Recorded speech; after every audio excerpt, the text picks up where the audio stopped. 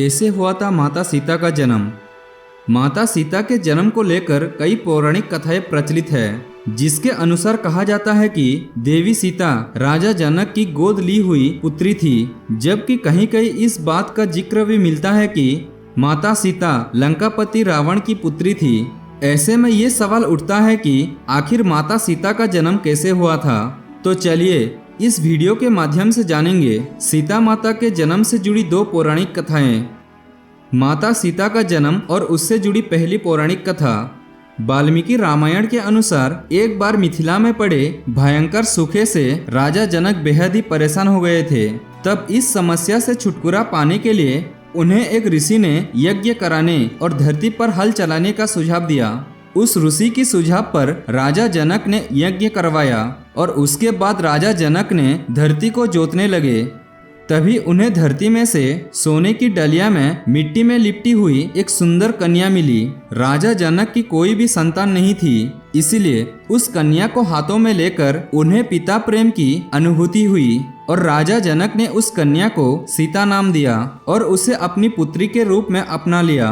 माता सीता का जन्म और उससे जुड़ी दूसरी पौराणिक कथा। माता सीता के जन्म से जुड़ी एक और कथा प्रचलित है, जिसके अनुसार कहा जाता है कि माता सीता लंकापति रावण और मंदोदरी की पुत्री थी।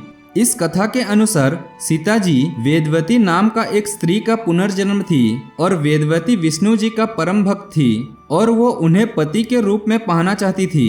इसलिए भगवान विष्णु को प्रसन्न करने के लिए वेदवती ने कठोर तपस्या की।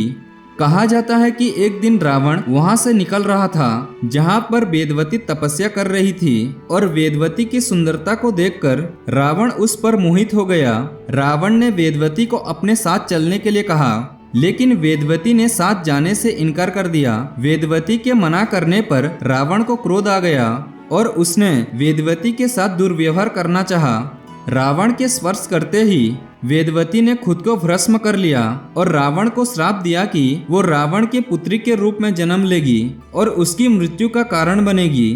कुछ समय बाद मंदोदरी ने एक कन्या को जन्म दिया, लेकिन वेदवती के श्राप से भयभीत होकर रावण ने जन्म लेते ही उस कन्या को सागर में फेंक दिया।